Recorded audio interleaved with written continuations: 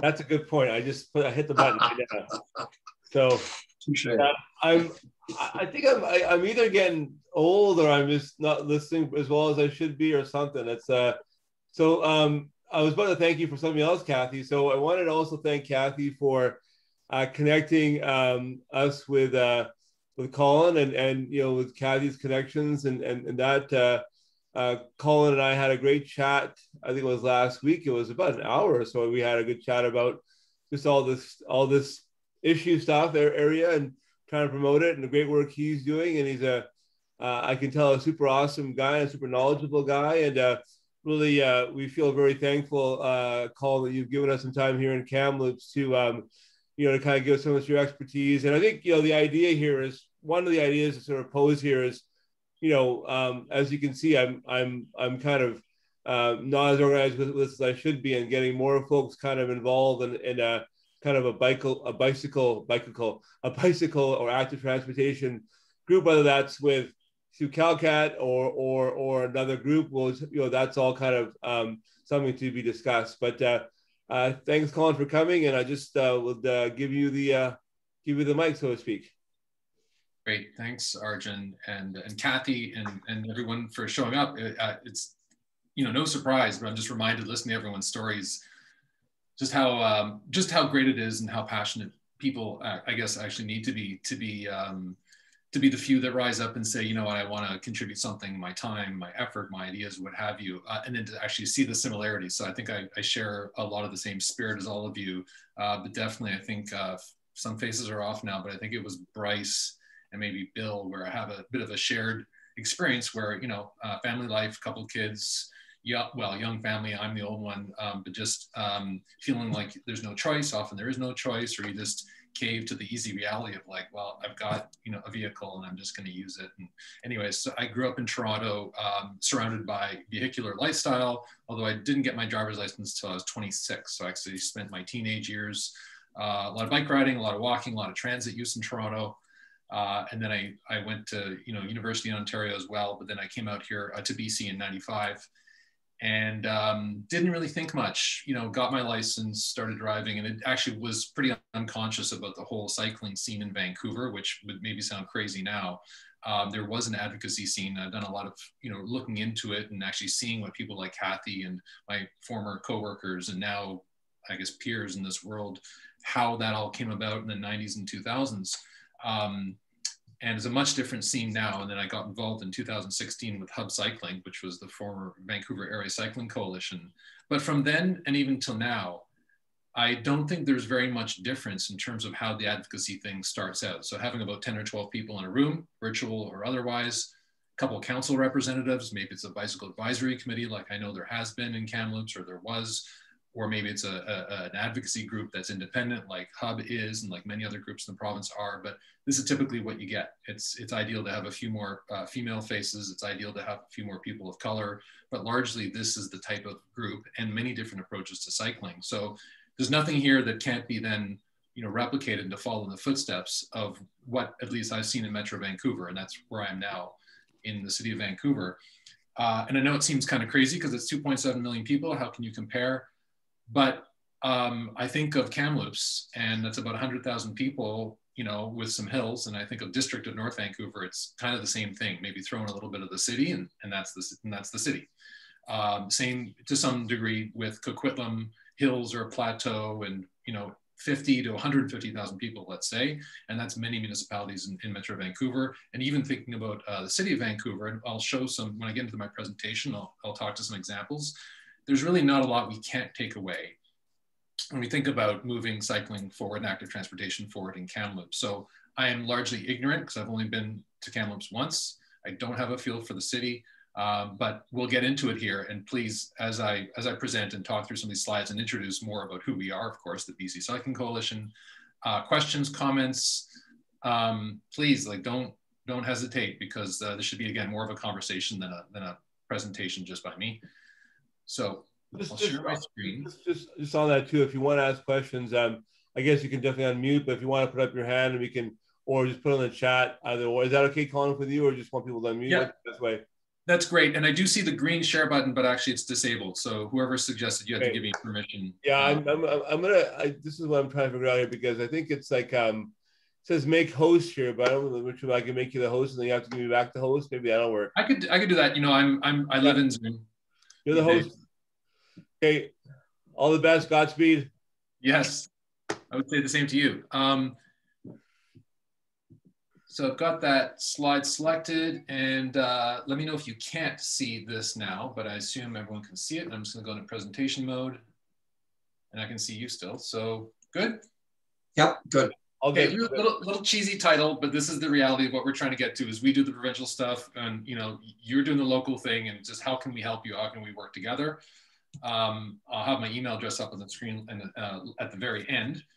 You know, this is who we are. We were founded in 1998, actually the same year, the same kitchen table, I believe, as the Vancouver Area Cycling Coalition, now Hub, but a member-based nonprofit society. And the idea was to provide a voice for cycling in BC with a vision and mission that, although it's changed over the years, largely reflects the idea that you bring the local expertise to the table, like our members here. I mean, there are other provincial groups, and there's the national group, Velo Canada Bikes at the bottom, but you bring your concerns to the table, and in BC, we can either escalate issues up to the province, we think, and we hope, and we have been trying to do that. And we can also come to you, as you know, today would represent, and say, here's all the best practice around advocacy and cycling and things, you know, moving forward, and we'd love to help you where you are.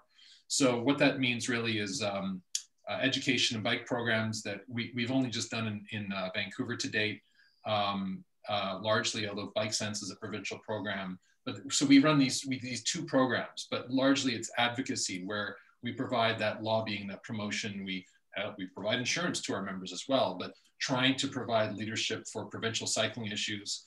And over the 20 years, it's mostly been through a working board. So we have 11 board members right now. They put in about 5 to 10 hours a month, could be more. It's rarely less than 5 because we've got board meetings and everybody's got email and we have committees and that sort of thing. But that's largely what the commitment is. And so since 2014, excuse me, we've gone from just basically a board, and you know, you can imagine the delay that happens as you see with certain committee or even council meetings where a couple of weeks go by and progress moves slowly. So that started to change in 2014 when we had enough funding to hire an executive director, my predecessor, and some contract-based program managers to, again, do things like Bike Sense, which is a publication, which I'll show you, you'll see in a second, and some contractors, sometimes supported by federal grants like Canada Summer Jobs or provincial grants, such as community gaming grants. But, you know, small dollars we're talking to try and do this advocacy thing. So the programs, while they get grants, we're really interested often in the untied funding, or what we sometimes call the core funding. We're not a charity, but we are a nonprofit. And while it's different rules, the general sense is that even as a nonprofit trying to do good things around, you know, policy reform and lobbying for this or that, it doesn't really get much grant funding. You don't have many, especially public organizations, funding advocacy. So we seek out, really in reverse order, the most important is donations, memberships as well, membership dues, and then corporate sponsorships for organizations, you know, peer groups, private corporations, anybody who supports what we're doing. And we'll talk about those advocacy issues in a second. But in doing all this, you know, it's never been easy in the nonprofit world, especially since 2014, trying to keep the ball rolling with revenue and just even the skeleton crew staff. But 2020 was very difficult. You know, in replacing my role, me coming on board, we had to create funding, and we didn't have programs running, and money was tight. So we did manage to add some people to the board. I represent part of that staffing change, but as well a 5-year strategic plan where we just recommitted to what our mission has largely always been, but focusing more on donations, regular, monthly, if we can, so we can pay staff, so we can run our programs properly. It will take 5 years to get there. But making some tweaks to the programs where they can run independently, make a profit. And we're seeing that with Bike Sense. We should see that this year with Kids on Wheels, Vancouver based, maybe spreading out to Victoria. So we're working on that, and a lot of lessons learned. Advocacy is it takes a lot of work, and there's a lot of pain involved, but there's a lot of reward, and we love what we do. So with that in mind, yes, Kids on Wheels was a tough one last year. We couldn't actually run the programs due to COVID uncertainty. But what we were able to do, and this is just where Kamloops has entered the picture somewhat recently for me, is Bike Sense. So the 6th edition, which you see up on your screen, we've been doing, well, it was really run out of Victoria for most of its history, but since 2014, we have owned the rights and the content of Bike Sense, but we haven't published in all that time. So the 6th edition has been what we've been living off of since, well, really 2013. And just over the last 6 months or so, we've raised these funds from these sponsors. There's Kamloops in the bottom middle, to do the 7th edition. So we're in the midst of production. Actually, well, at the same time as we're doing production of graphics and talking to printers and looking at the web refresh for this educational resource, basically, we're also finalizing the actual content of how do we talk about the Motor Vehicle Act? How do we explain that to a mainstream audience? How do we explain cycling safety when sometimes it feels in conflict with legislation and regulations? And just basic skills and maneuvers, and then really describing who is cycling, who these people are, why people get on a bike, and that it's more than just road cycling and vehicular and very fit white males, which is the old stereotype of cycling. The 7th edition will be much broader, much more mainstream, cover off all different types of cycling, and I think approach what some of, sorry if I have your name wrong, but I think Naomi mentioned, and a couple other people mentioned in your introductions, is how can we make cycling more appealing to everyone? So that's what Bike Sense is all about, and thank you, staff, and I'm sure council might have heard about this as well and your support for this. So how can advocacy help? And so this is my pitch for setting up an organization like those logos you saw on the earlier screen, setting up an arm's length organization in Kamloops that, while collaborating with council and staff, would be separate. So what the real impact is helping staff and council where there's perhaps not change happening of the right type, the right speed, the right quantity or quality that you would like, is helping staff and council understand what that demand for cycling and active transportation is like, and to do a couple of these types of things. So participating in consultations, leading assessments of certain routes, certain options for cycling infrastructure, essentially feedback, and being that go-between between the everyday people who are cycling and the government, and being that filter to represent all ages and abilities and different types of uses. That's ideal. Sometimes it's about, well, this thing is working, but this other thing is not. So that feedback mechanism can be both air cover, which says, okay, thank you, staff and council, you're doing great jobs. Let's go now promote it. Everyday advocacy groups can sometimes speak the everyday language better in a way, in doing promotion, doing more grassroots, less government-y, bureaucratic type stuff. So that air cover, that support for what is happening at the city is important, but then sometimes pointing back at City Hall and with friendly pressure, friendly emphasis, providing feedback. It really does sometimes come down to a critique. It can sound harsh coming from the cycling community. We don't like that, that's not enough. But you want to protect those relationships. So we think that the quiet indoor voice usually works, and we've tried all ways in the past and we've seen what doesn't work. So supporting delivery sometimes of things like Go by Bike Week, used to be called Bike to Work Week, education programs of all types. Here we go. And our Kids on Wheels program falls into the early childhood, age 2 to 6, actually the youngest of young. And Hub is doing youth and school-based, and lots of private organizations do adults. I mentioned Bike Sense. And then advocacy can also then say, hey, look, here's what's happening elsewhere in the world or in BC, and we should do that here, and we can do that here.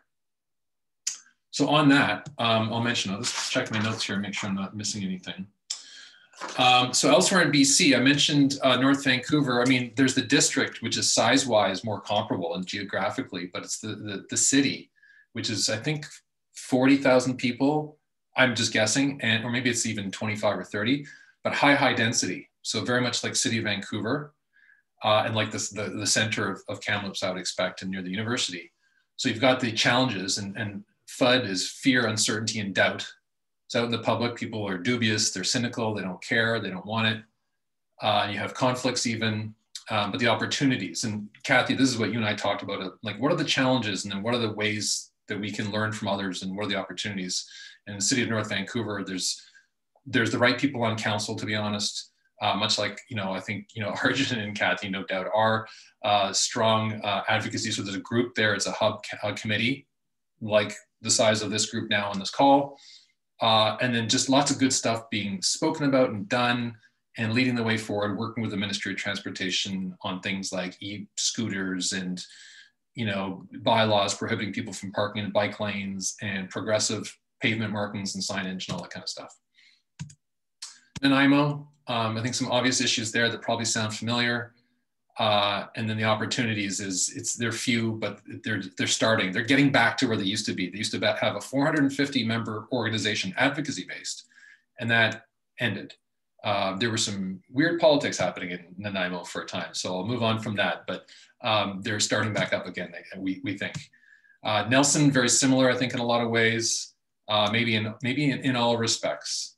And then, of course, Vancouver, very different. In terms of, there's almost been too much success. There's a lot of bike lash, as we call it, and there's still a dominant vehicular mindset, even if it's the vocal minority, it's still very vocal. And they're not necessarily a minority. It's kind of like a 50-50 split in Vancouver, seemingly, and that doesn't make any argument easy. But there's a lot of good conversations, a lot of good policy and programs, and Vancouver wanting to challenge Victoria for being the leader in BC. I think, or one of the leaders for sure. So I would be, and this is part of our role, is to, you know, and this was the case with Nelson, a couple of calls over the last year or so where they say, hey, and they say this to me and one or two board members they know they have a relationship with. They say, hey, we have this issue with the ministry, we have this issue in the public, we have an issue with this highway. Have you ever, or what do you suggest? How can we deal with that? And so we'll get on calls with Nelson, and I think we've just helped them navigate tricky or unknown waters. Well, it's Arjun here. I just have a quick question based on just what you're saying there. Do you ever, or have you ever facilitated like meetings between these different groups that are working in their own communities, like province-wide? Me personally, I have. I'd say our organization is still figuring that out. And what I mean by that is when I was staff at Hub, I was the local committee liaison. And when I was there, we had 8 or 9 committees. So Richmond, Tri-Cities, North Shore, et cetera. Right. And we wanted to start up Delta and we wanted to start up Langley.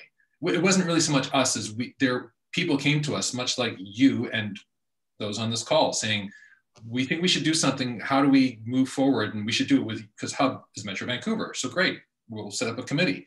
So I did work closely with people on the ground in Delta and in Langley, and we got stuff going. And then we helped them mature through the process of formalizing and developing council relationships and staff and having meetings and recruiting members, all that.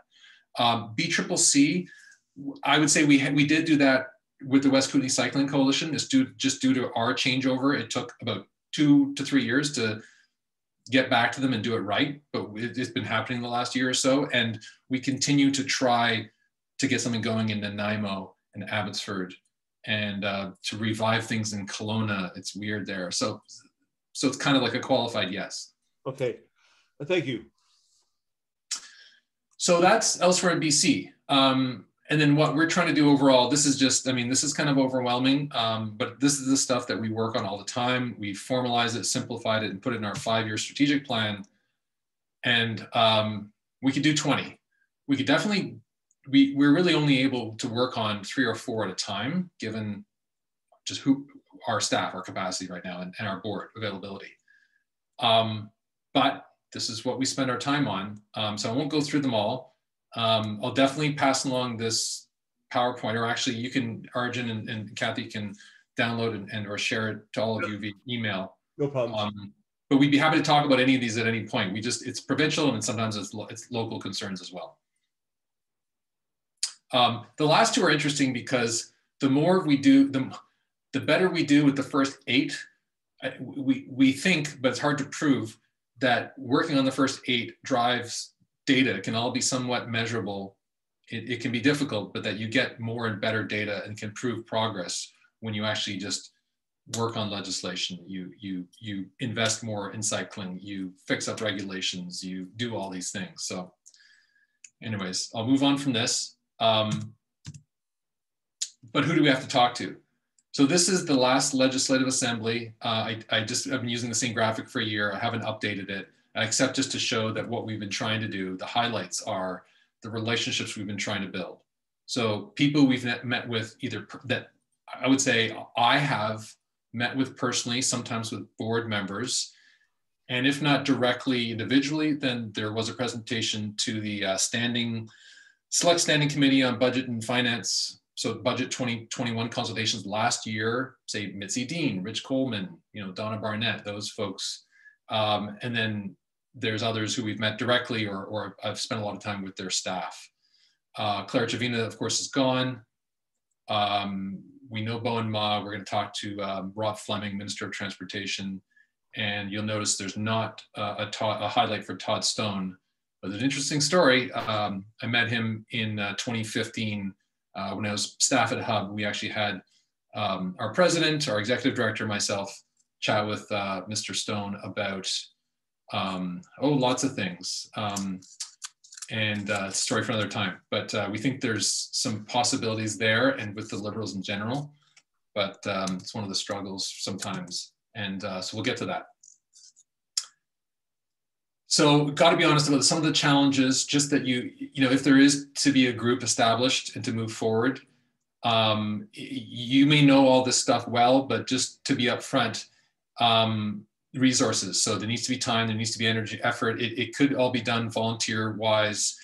Very few advocacy groups have paid staff, but then you just have to work with evenings and weekends for many people, so it's tough.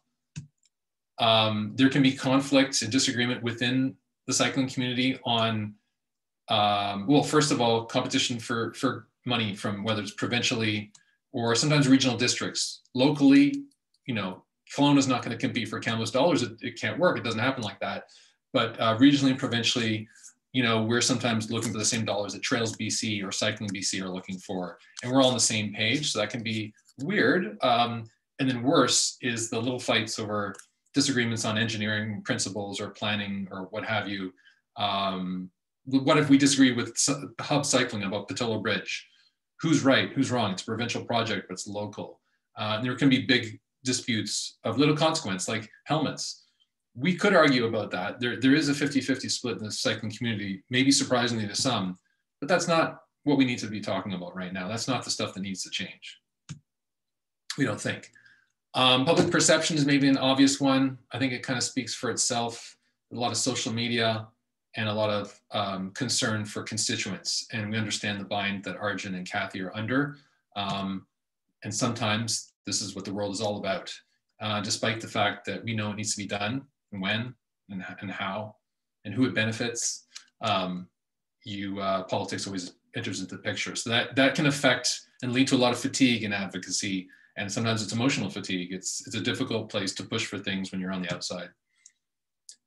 But we believe this. So I'll be ending off with this, is the idea that there's lots of great things that come with more cycling and bikeable communities and active transportation. And it happens elsewhere. And I don't think it can't happen in Kamloops. And so we'd love to see, this type of thing happening and being celebrated in Kamloops, and we'd love to support it. So how does it start? Again, this is a reused, I didn't put a lot of time into this. This is a reused template. So I'm just, I customized it for Kamloops, but it's the same message. I think these 4 steps, there's a lot of detail that you get into here, and it needs people behind it. And it's a great idea, but how and when. But we'd like to help with all this kind of thing if there's the, the people, the intentions, and the goals in mind for what can be achieved in Kamloops. So that's all I have to say. That's the offer, and let's chat. Yeah, there's a question from Trent in the chat here, Colin. Trent, you always unmute and say it verbally. It'd be helpful.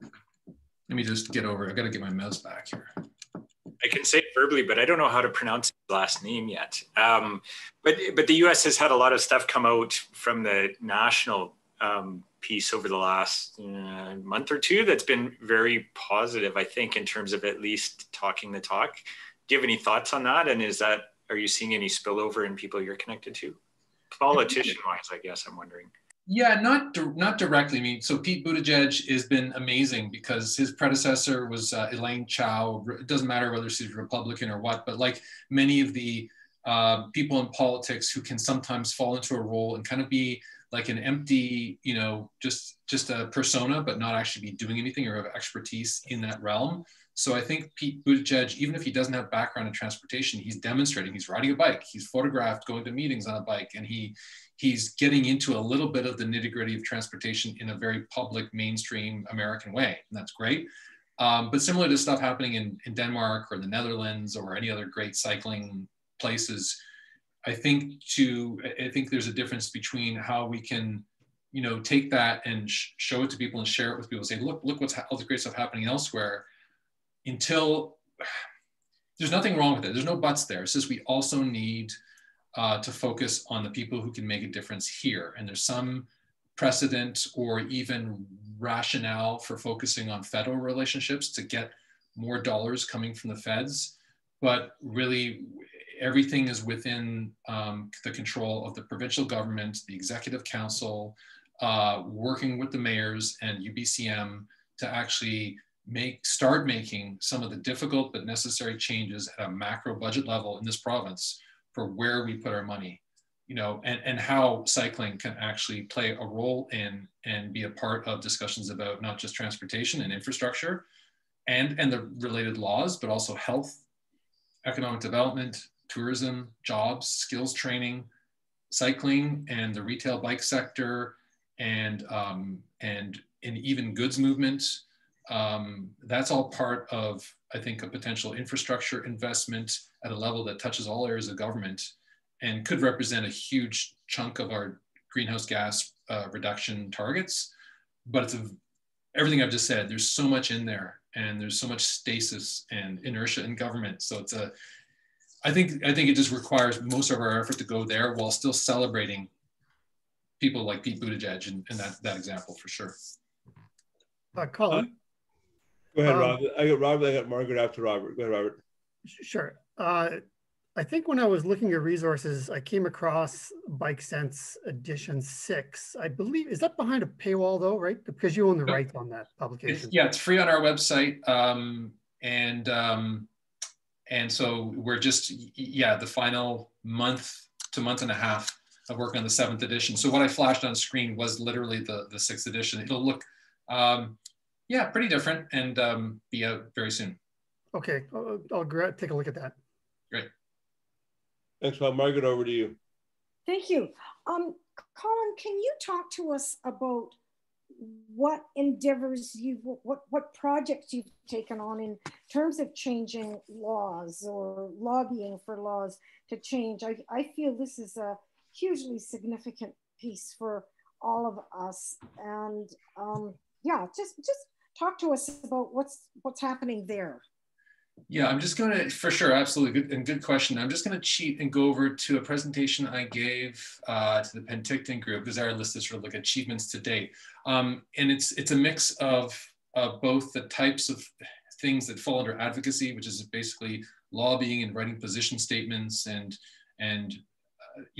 trying to, with our limited resources, encourage and even push the provincial government to make some positive changes. So.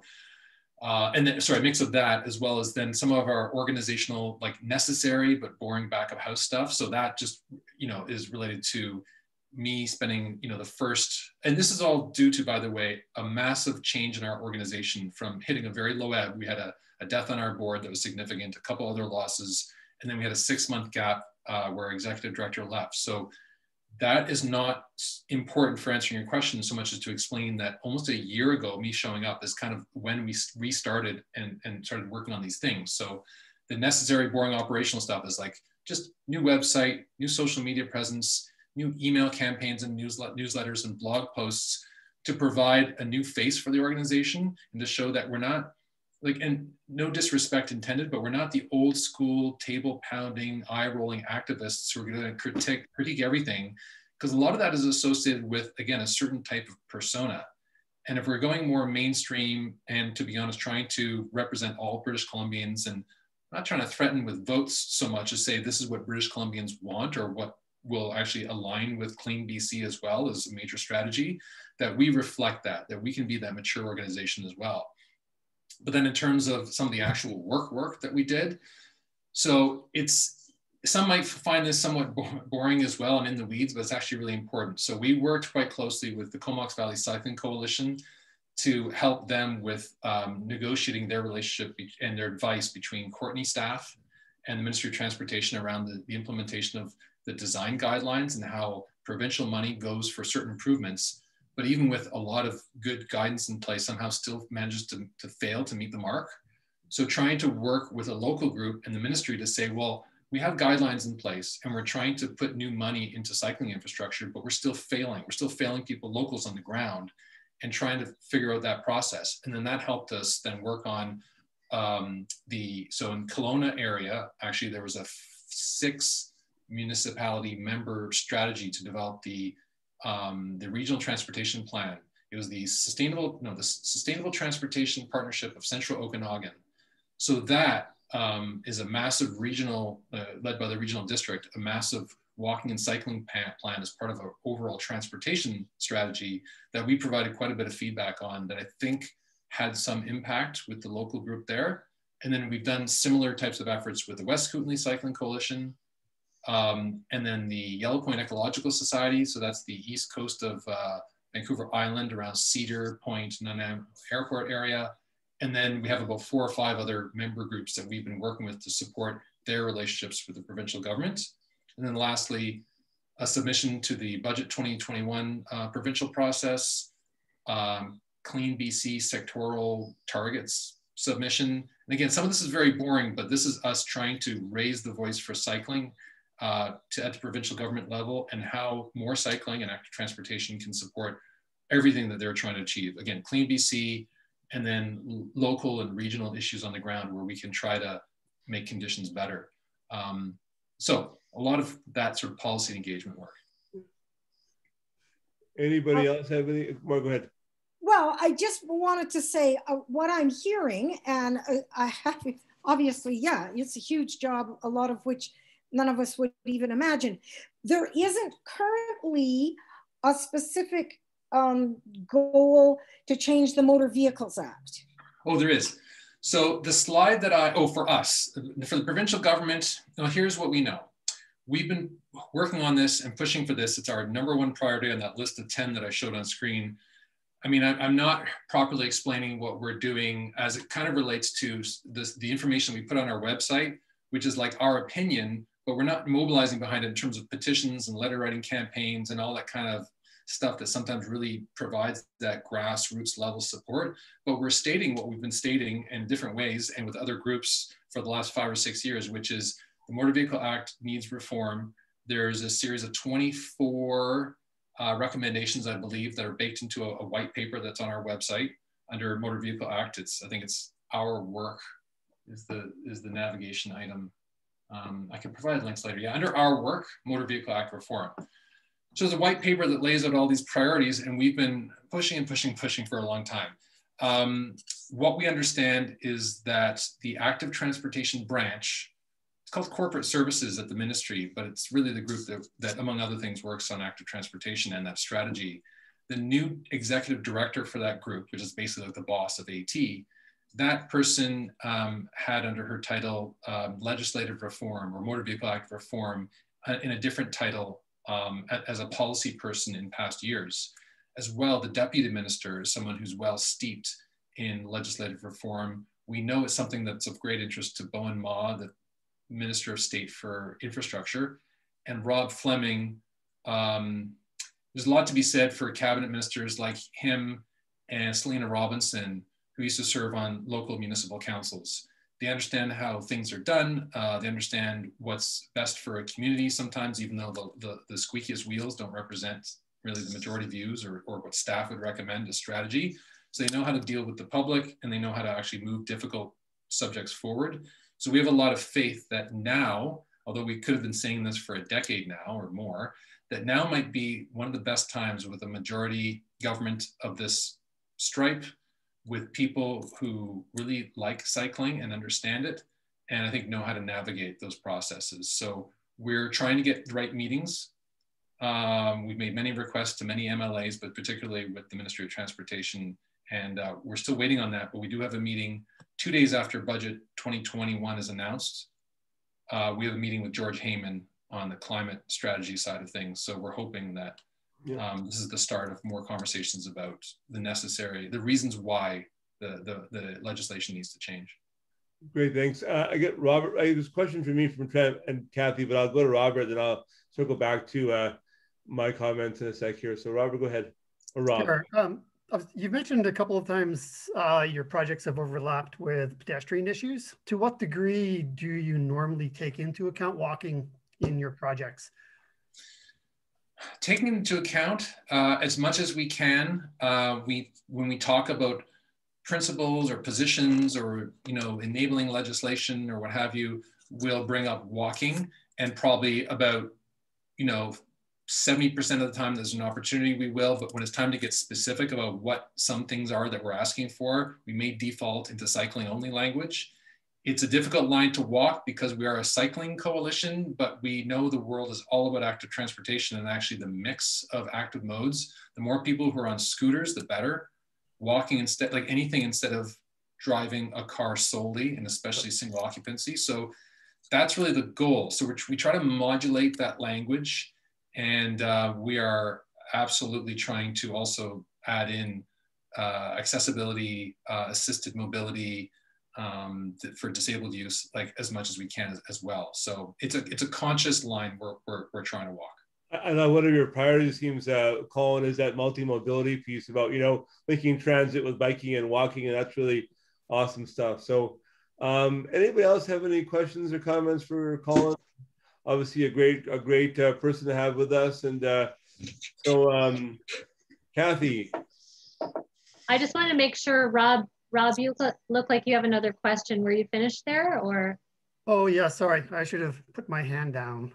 Oh, okay. Never mind. Although I should say I do have a comment later, but by all means. Hold on to it. We'll get back to you, Rob, for sure. I also just wanted to pose a question to Colin. So you're looking at a group of people who are very passionate about cycling, who want to improve things here. Could you talk a little bit about the benefits of an organized group coming together to advocate to various levels of government versus people who are individuals, who are citizens, who are interested in advocating, and sort of the pros and cons of both in terms of moving forward and getting things done? So just to be clear, is the question specifically about the independent group, like away from staff and council, versus one that is like a committee of council? Is that what you're thinking? No, sorry, I didn't explain that well, but so say a citizen who has a concern about cycling and they want to get some changes made versus a group of cycling advocates who band together and form their own group. Do you see pros and cons of both of those? What do you see as the most effective way to get things done? I saw one of your slides too said to set expectations low and maybe have 3 things that you work on at a time. Maybe that's a secondary question about how to plan activities in an advocacy group. But I'm kind of curious just on initially your take on citizens advocating for something individually versus banding together as an advocacy group. Yeah, no, that's great. And I'll just put in chat from that slide that I had, but because that's really, this is the crux of the matter right here. There's almost like pluses and minuses in both ways, because the plus with having a citizen who knows that he or she can just go straight to the right person, the right department, the right mechanism, and express something is immediate, and it's raw, unfiltered feedback, and it can be used.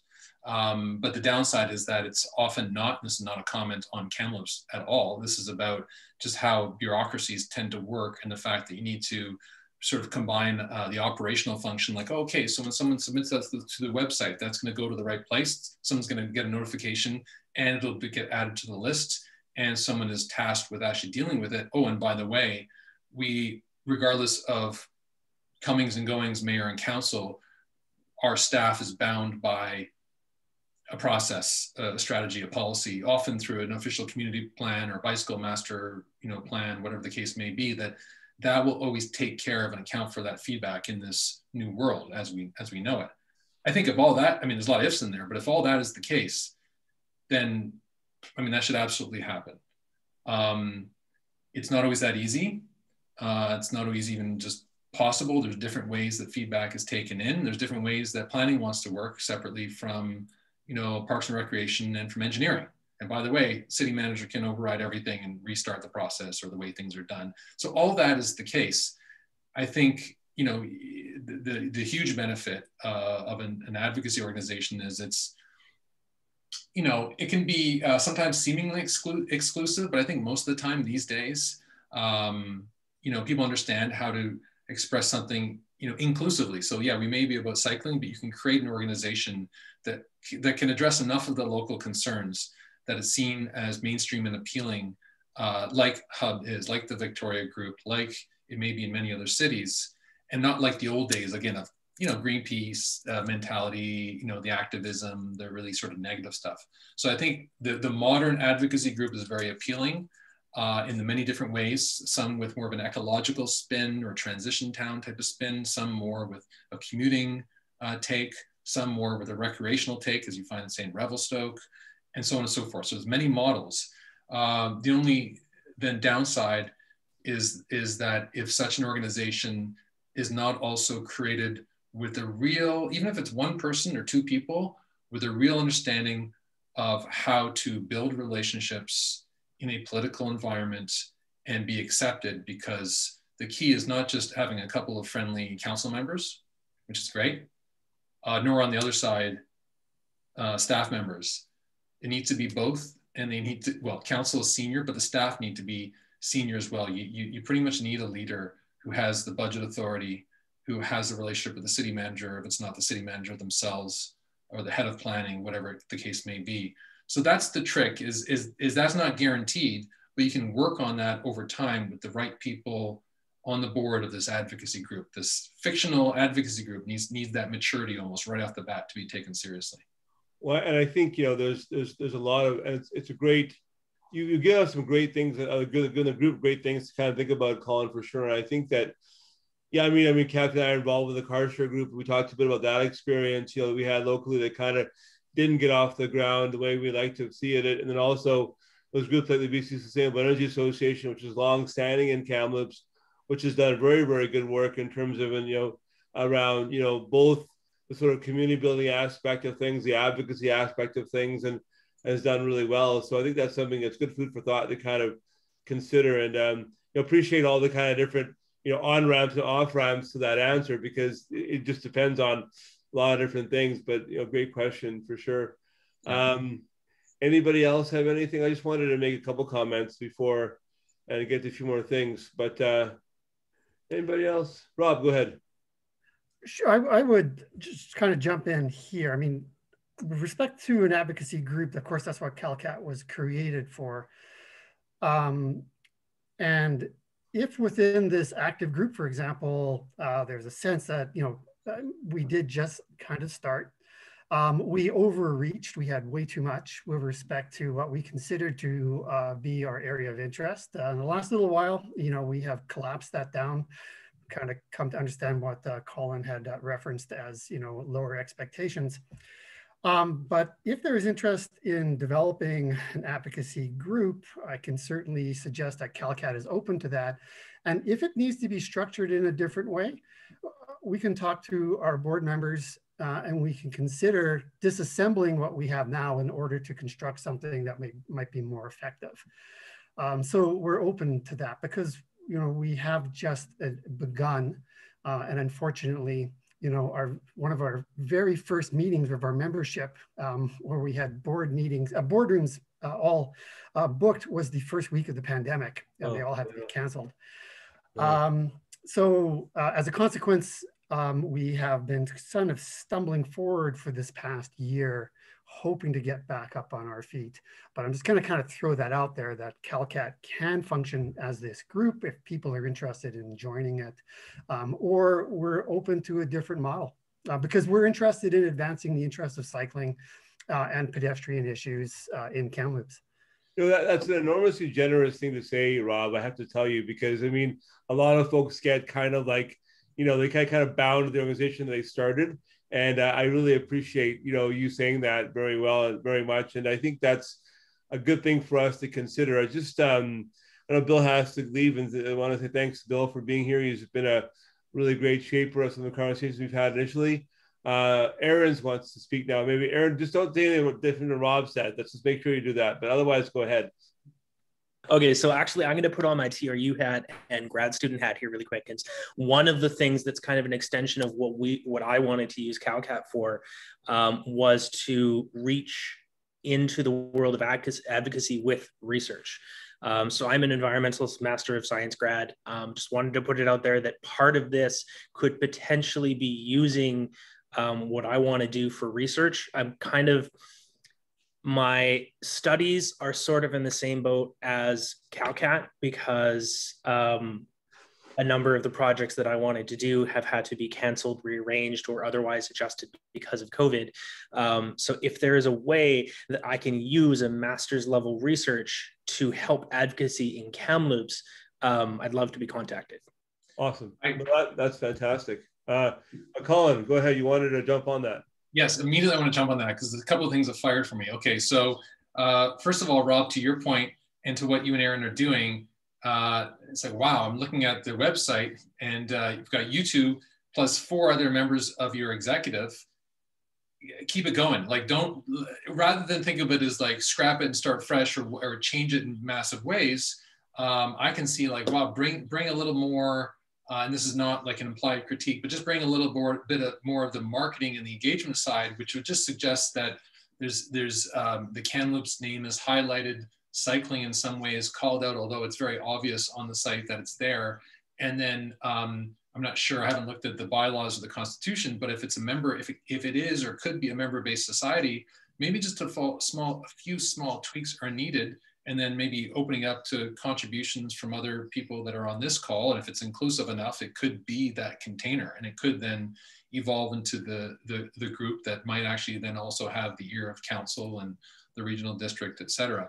But that's one thought. And then to Aaron's point, it just made me realize the one person, I'm not sure who I expected to see on this call. There's a couple of staff members in the city of Kamloops that are really in this, but of course they'd possibly be in a conflict with an advocacy organization. But Amy Tucker is another person who I thought of, and she teaches at TRU. Awesome. So trail use primarily and trail conflict, which is really interesting. But just thinking of her general affinity for the subject matter, her research background, I would expect as a professor just in that world, she'd be a great person to talk to. And then the other thing that made me think of, then you're talking about research, I had a lot of fun in August, September with Strava. They have a tool called Metro, which is a professional level product.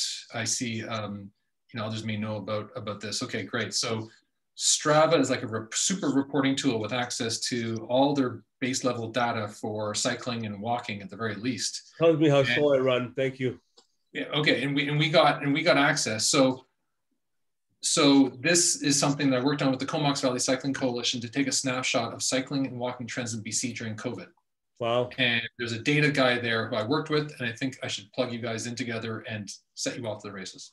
That's awesome. Yeah, and I would just say, I think the group is going to have energy for various ways of structuring going forward, and you'll really appreciate the comments that have come forward from everybody. I think that, so a couple of things. One is that I just kind of, these notes I was taking as we were talking. One is that Go Bike BC, that the board chair there is actually a counselor in Ladysmith on the island, and he sent a message to a bunch of us about looking for an executive director there. So if anybody knows anybody there that might be interested in that position, please let us know, and we can kind of make the right connections. Secondly, I go locally, provincially, federally, and then from so locally. I know also that Bike to Work Week is coming in the end of May here, and it'd be good to have some sort of like, I haven't really publicized these meetings, and I'd like to start publicizing. I keep on talking about that, but I think it's good to kind of do that intentionally. with maybe a little bit of like discussion about if we have a group that's kind of forming, how we can take council and mayor and staff on a ride or something like that, or something that the media could kind of pick up on would be, I think, kind of cool. So, Kathy Sinclair and I have been talking a lot about the amount of money coming from, well, first of all, the reason why I think this is the right time is, we're just talking, I'm on the BC Climate Solutions Council, and the sectoral targets have just come out now for, the province, and there's a lot of programs that are kind of following, or have been happening, but are following those things.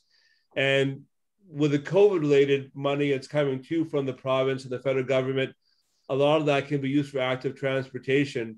And Trent asked about the Summit Drive, and I actually wasn't aware that actually come through. So that would be good to kind of follow. I don't know much more about what's somewhere up in it's way up here. Any community feedback integrated in the plan? Well, I would say the community feedback in terms of the grant application, I think came largely from you, Trent. I don't know where it came from, but the bike path change in terms of the orientation from the plan we have now. And I would just say that, in talking with some of our staff anyways, our staff colleagues, they do feel like the consultation on the bike plan we have now, or the active transportation plan, was done 10 years ago. And there hasn't been much done since then. So maybe some updates to that might be good. But again, I mean, I'm kind of work out the best ways to promote that and talk about that still, without opening up wholesale to the whole community all over again. I think that would be probably something that might be a bit of a concern that I've heard. But so federally, $400 million active transportation plan from the federal government. Kathy was on a webinar about that last Friday. Kathy, you want to talk a bit about that and just what your impressions are about that? Yeah, there was certainly a lot of excitement around it, and representation from all over Canada, staff and citizens and advocates and councillors. But the details of the funding have not yet been announced. So that's kind of the clincher. Everybody's just waiting to see what the details are, so that we can start applying for some of this funding. And Kamloops city staff is on the case as well. So they're awaiting that. Yeah, and I see application, I see grant funding coming out from all sorts of places in emails, and we're all receiving at council. So Healthy Communities, through the Health Authority, has grant funding for active transportation stuff. The Real Estate Foundation would have stuff. Those are more like in the planning, sort of like the sort of getting things level, the macro level in terms of the actual building. Infrastructure comes from, the feds, the province, and then obviously the share from a local, taxation base. So, but I think that, much like Colin was saying, it would be good. Oh, and the other thing to say is that the Kamloops Activity Guide, our City of Kamloops Activity Guide, has bike education in the guide this year. And I'm actually going to probably register a couple of those things just to kind of see what they're like. But I'm not sure who's doing those, but I know that they're happening and they're in the guide this year. So, just to connect some of those dots as to who's doing what and where it's kind of coming from would be, I'm not sure if Kathy knows who's doing those, but I don't know. Okay, she doesn't know either. So we can find that stuff out for sure, and connect those things together. On the basis of an organization, I think that, again, what I have found is that, getting some people with passion together is important and good. The issues that arise sometimes is everybody has their own opinion as to how things should be done. And, we should have sort of this question of how the process works to come with a group idea as to how things should kind of happen as kind of one of the thoughts around that I kind of hold. And I also don't let the perfect be the enemy of the good on some of those things. But if there's two or three things that people can get some sort of like real,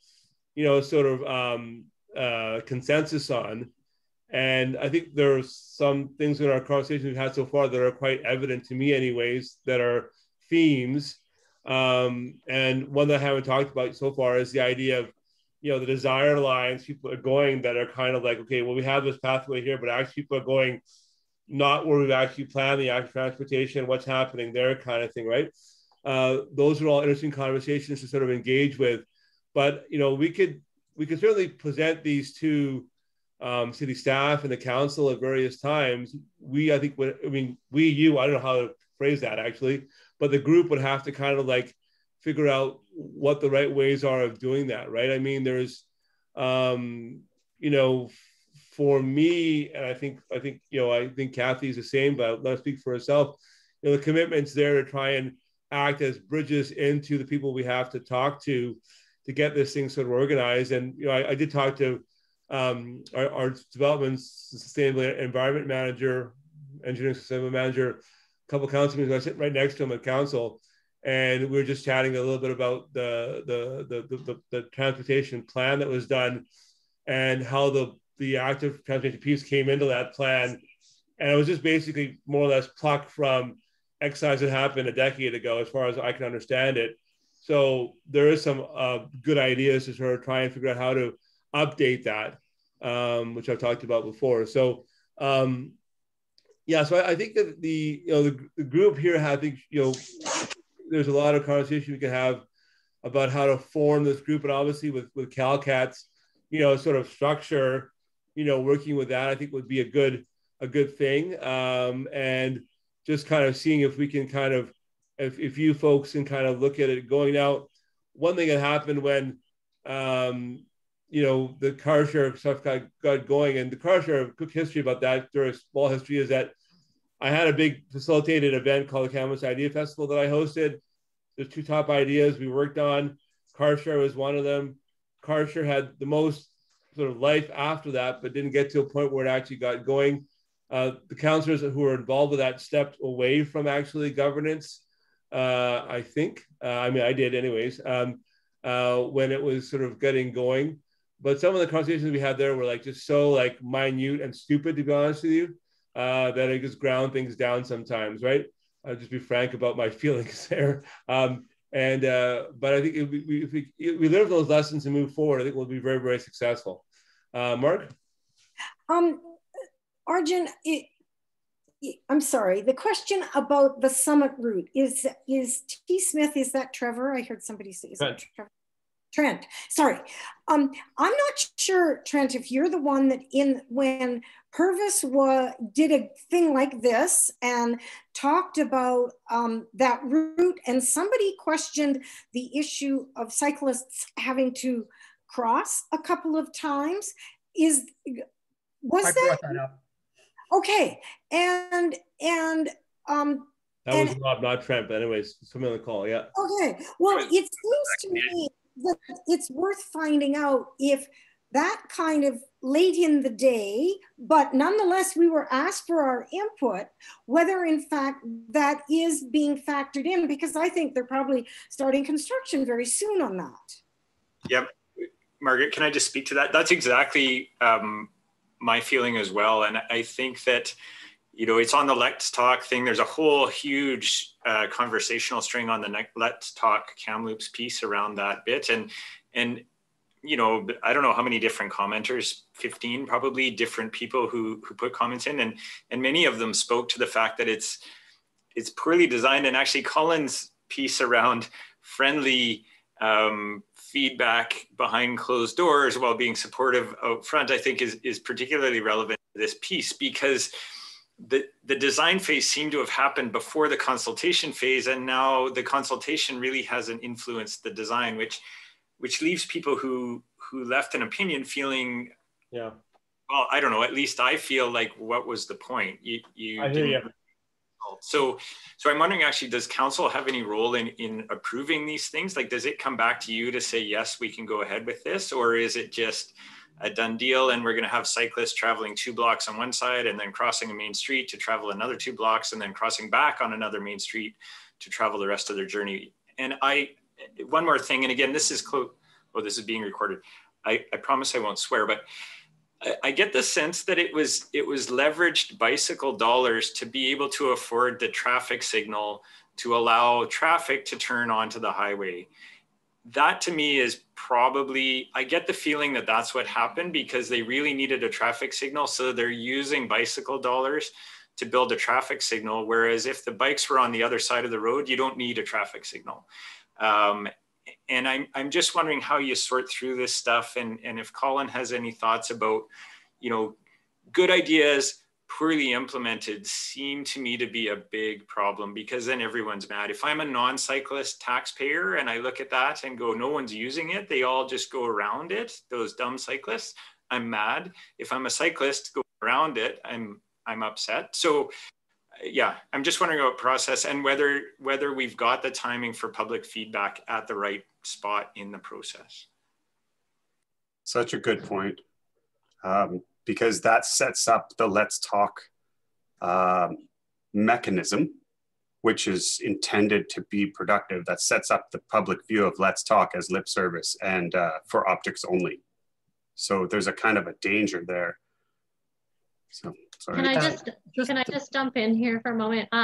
Yeah, for Let's Talk, it's certainly not lip service. The thing is that not every idea that gets presented to council or gets presented to city staff is going to be implemented, right? And I totally hear the frustration on the summit extension. I actually sifted through the Let's Talk comment section before our public council meeting, and I incorporated most of those comments into my questions to staff.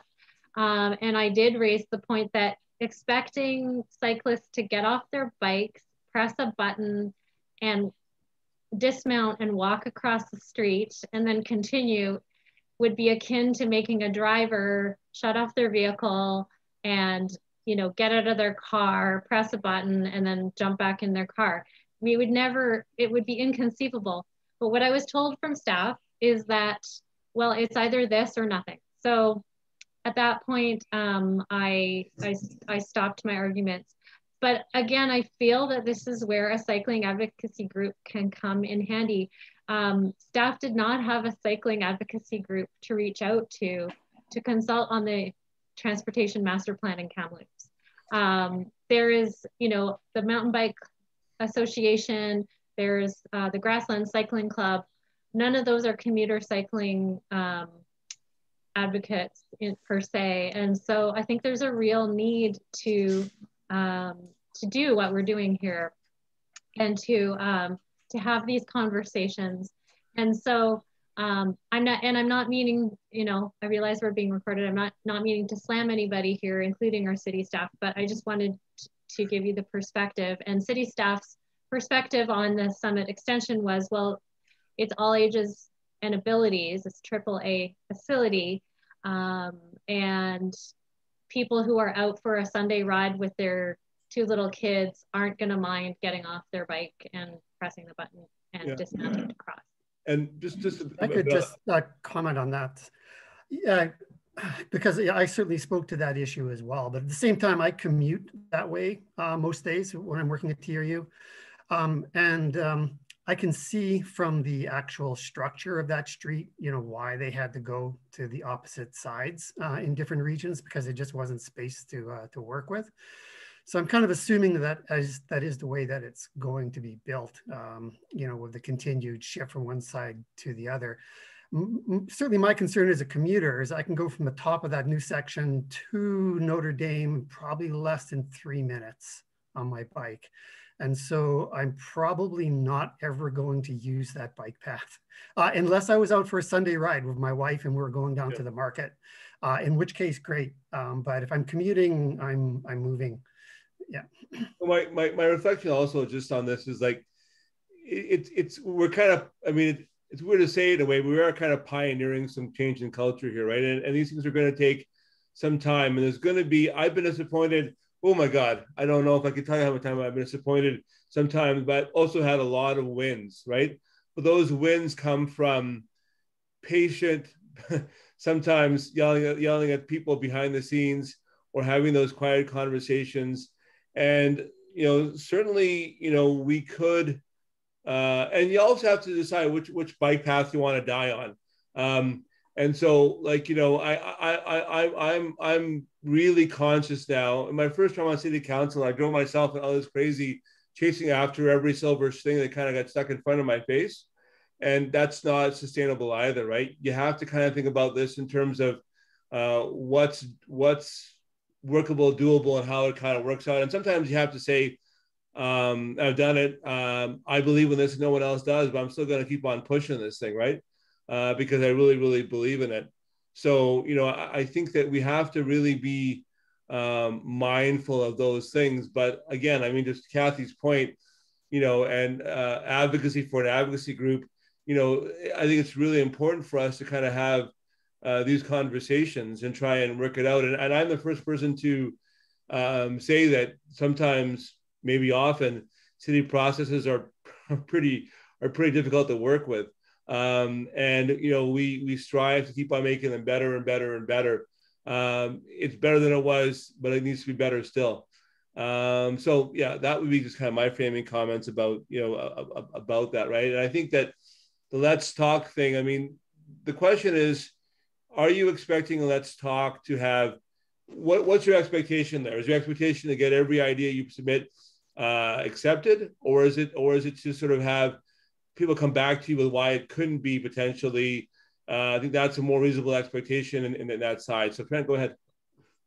Yeah, I mean, I think that's a great question. And I would, this is a personal opinion, obviously, but I would suspect that most people who take the time to go to Let's Talk assume feedback is being listened to and potentially integrated in whatever plan it is, whether it's the closing part of 4th Avenue off for pedestrian issues, or whether it's the composting piece, or whether it's cycling infrastructure. And I think it's a bit frustrating if, as I say, the majority of commenters on there all noted that it's a poor design to have cyclists having to flip-flop back and forth across the street. And I think people fully recognize that there are design limitations, there may be cost issues, but I would say, like, I find it very frustrating as a citizen for the city to say, well, it's a AAA facility and we're going to spend the money, even if the majority of users say, but it's not a well thought out way to spend money. I think as a taxpayer, that's what can be frustrating with government, is if they go ahead and build stuff and no one's going to use it because it's not built,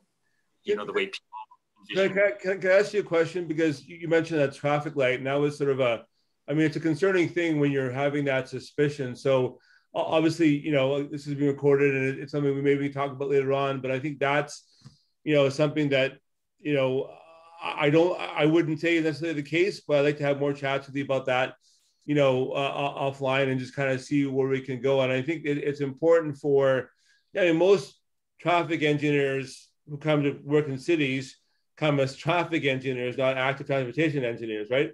And we have to sort of shift that a little bit in terms of how people are looking at stuff. But I think we're all kind of in that mindset on a broad sense. It's a question of how we granularly get there. And so one thing I've said publicly over the last little while is that, you know, we always put, well, and Kathy said this more than I have, and I really appreciate her advocacy, you know, walkers are always at the top of our transportation pyramid and all our plans for the last 20 years, but our budgets don't act like it, right?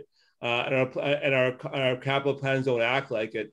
So, you know, we have to, but there's a benefit of having those in the plans, because you can point to that and say, well, what's happening there, right? And so either we don't have it in our plans at all anymore, we put cars atop again, like it's actually a thing, or we actually work to get, you know, active transportation more resources.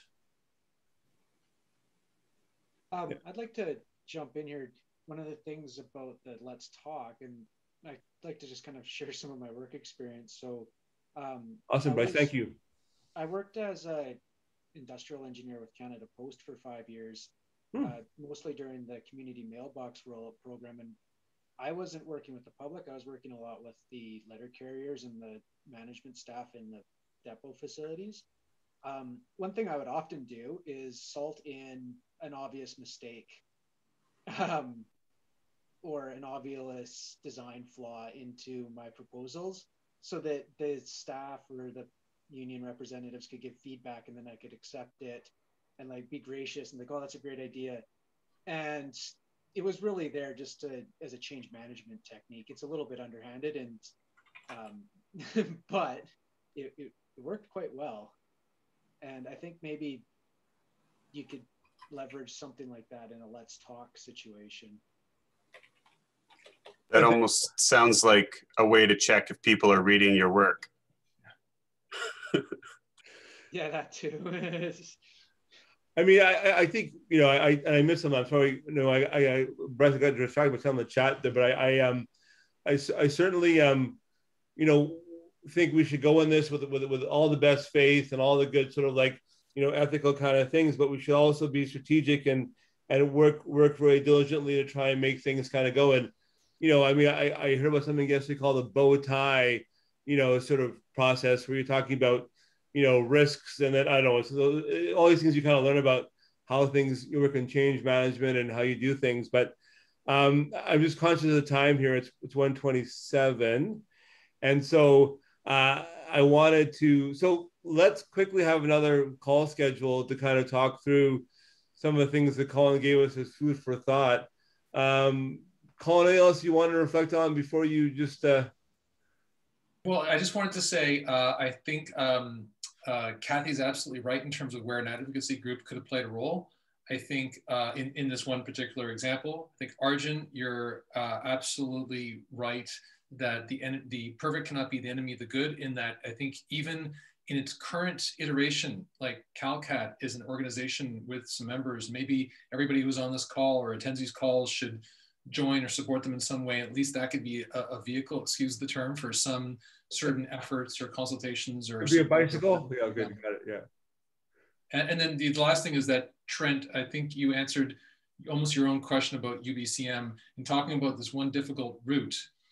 One of the issues is that, you know, when not great infrastructure is built or the right stuff is not being built, it's because there's some fear about public blowback. There's some concern about maybe what is this not politically the right time, even if engineering wise almost anything is possible given enough, you know, pain that people are willing to take on for the right kind of change. But that when there's that level of concern, so the right things are not being presented to council or council's not voting the so-called right way, think about at the UBCM level, trying to get a resolution passed for Kamloops to bring to UBCM on something that's very cycling focused may not even get the votes because the community is not at that place yet. So it would, in theory, be a great way to get a progressive, positive provincial resolution on Motor Vehicle Act reform done. It doesn't sound like Kamloops is the right organization for that yet. So what's one step back from that? I think it's a group like CalCat, and I think it's like the type of thing that Arjun is suggesting gets discussed at the next meeting, so that maybe in 3 to 5 years, Kamloops is one of those, you know, progressive leaders in cycling. It's made strides, and that can happen over 3 to 5 years for sure. Yeah, thanks. Thanks. And Colin, I just want to say a huge thank you to you for your presentation and participation today. We're looking forward to hosting you when you can come here in person and going for a ride. And so really, really thanks so much for your willingness to come and talk to us. Certainly appreciate it so much. And so yeah, I've got to get going too, folks. Unfortunately, I got another thing to get to, but thank you, everybody. Thank you all for coming and for your participation today. I think we're getting some really good, so I'll talk to Rob a bit more and Aaron a bit more about, you know, getting, you know, that, you know, going, you know, in terms of getting it together with things. Deb just sent me an email, Deb Laura, she couldn't make it today, but, you know, the rides will be coming. And yeah, if anyone else wants to talk about anything else offline, more than happy to do that. I can talk about UBCM for about 3 hours, and I shouldn't do that right now. So let's do that sometime soon for sure. Anybody else have any final departing things they want to say? Thank you, Colin. Thank you for doing this. My pleasure. Love to talk about this stuff. Thank you, Margaret. Thank you very much, Colin. It was nice listening to you. Yeah, actually, I also want to say thank you. I just found out about the BC Cycling Coalition about 3 weeks ago. And I found it. I was going to raise it to our board and see if we should do something pretty much like this. So, yeah. Thanks, Aaron. Thanks, everyone. Everybody, take care. Have a good day, everybody. Colin. Thank you. Bye. Bye.